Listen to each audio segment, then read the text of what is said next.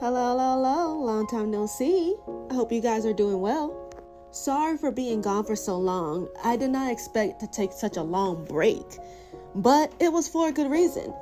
I have finally got serious about one of my childhood dreams of mine, which is to create a graphic novel series. I know, I'm sounding like Corey Kenshin right now, but please hear me out. I didn't expect to end up like this, but it sort of ended that way. And I'm really sorry for just stopping with my Genshin art, especially for the ones that have followed me just for that. I am truly sorry. But to be honest, I was pretty burnt out on Genshin and fan art in general, and I really wanted to try something new, something original, something that was basically unique to me. And with this, I basically feel like I have accomplished that. And that is what I want to talk about today. My debut graphic novel, Rose and the Giant Beanstalk.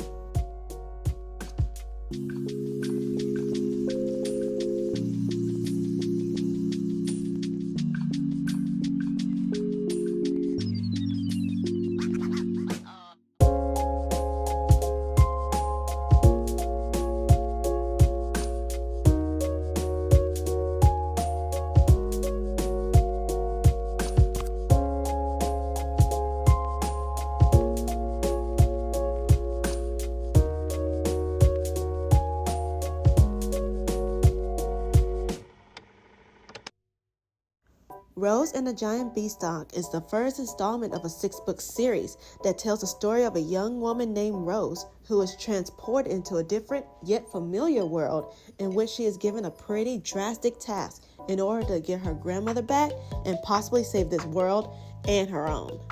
Yeah, I know, the whole saving the world thing has probably been done way too many times, but please, just hear me out. Please give this one a chance. With a young beast slayer named Hyro by her side as she completes this task, Rose also runs into familiar characters, all from existing fairy tales and nursery rhymes. With this story, I plan on retelling some fairy tale stories in my own way, which makes this pretty fun and exciting for me. I started this back a little bit before 2021, let's say, and I didn't get serious about it until 2023 and 2024. And now I'm finally at the drawing stage of my book, which I have managed to release both the prologue and chapter 1 so far for free on my website if you would like to check it out. I also want to use this series as a way to practice and improve in different areas of my art skills, but I'll talk about that in another video. First, I want to discuss more about the characters in this first book, starting with Rose.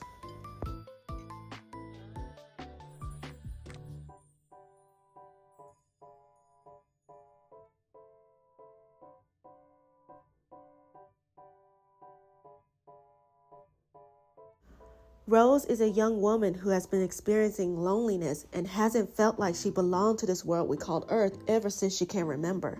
She has tried to make friends and create long-lasting friendships, but all of them seem to not last long or go anywhere, which in turn made her very close with her grandmother.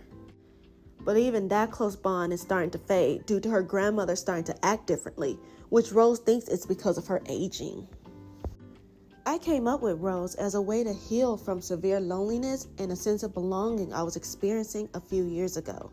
Thankfully, I've healed through most of it despite not having friends still. It was because of my close bond with my husband and my own strength to be at peace with not having any friends and just be a bestie to myself. I'm trying to recreate that bond for Rose with Hyro, but not in a romance kind of way. I plan on them having a close friendship that will last a lifetime. With that being said, I don't mind them being shipped if it ever happens in the fandom. Now onward to the other main character, Hyro.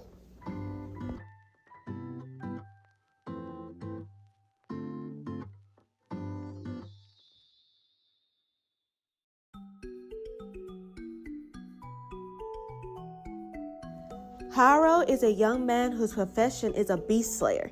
A beast slayer is someone who specializes in killing of beasts, which are animals that are affected by the shadow magic. Once affected, the animal will become very aggressive and strong. Hiro wanted to become a beast slayer at a very young age due to admiring his two older brothers, and he managed to climb up the ranks pretty quickly. He has shown that he's very skilled at what he do, but recently it feels like his power is depleting and he's trying to figure out why. And that's the problem he is facing on this journey with Rose. Hiro was inspired by an old design of a character from a previous story I was working on with my ex-best friend. He basically symbolizes the closure of that friendship and the rebirth of a new chapter in my life. Hiro is also dealing with something that I've dealt with and had to overcome, but I don't want to spoil too much, so you'll have to read and see. Now last but certainly not least, the fairy tale character that you're going to meet in this book, Jack.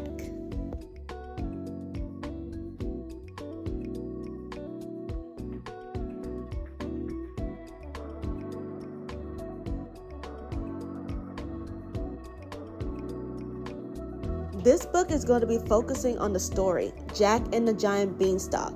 But in this version, the story has already happened and Jack appears to be part of the undead. He tends to stay in the forest next to the beanstalk as a way to avoid interacting with the village and its villagers. But he feels conflicted because he does want to go and interact with people, but something is holding him back. He also has a magic bean embedded in his heart, which is keeping him alive and also gives him the power to control vines within him or in their environment.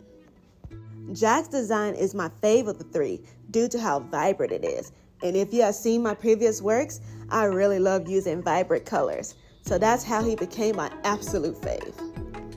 He was also inspired by a mashup of an old character design from the same story Hiro was inspired from, and also Venti from Genshin Impact. Maybe that's the true reason he's my fave. And that's all I wanted to talk about in this video. With the creation of this story, not only did I want to move on from the past, but also create something uniquely for me instead of just doing fan art all the time. I also wanted to share my OCs with you all through creating a whole book with them. And I hope you give my book a chance as I continue this exciting new journey. You can download the prologue and chapter 1 for free on my website, and please tell me what you think so far in the reviews. Also, I would love for you to like and comment on this video about what you think about the characters or the story in general, or what you're curious about, or whatever you would like to say. It helps me get my video pushed through the algorithm. And if you're interested in following me on this journey and haven't subscribed yet, please do. I would love to have you join the community I'm building around my series. In the next video, I'll be talking about the power or magic system of this world and what I plan on practicing and improving art-wise with this series. And with that being said, this is KS Durham signing off.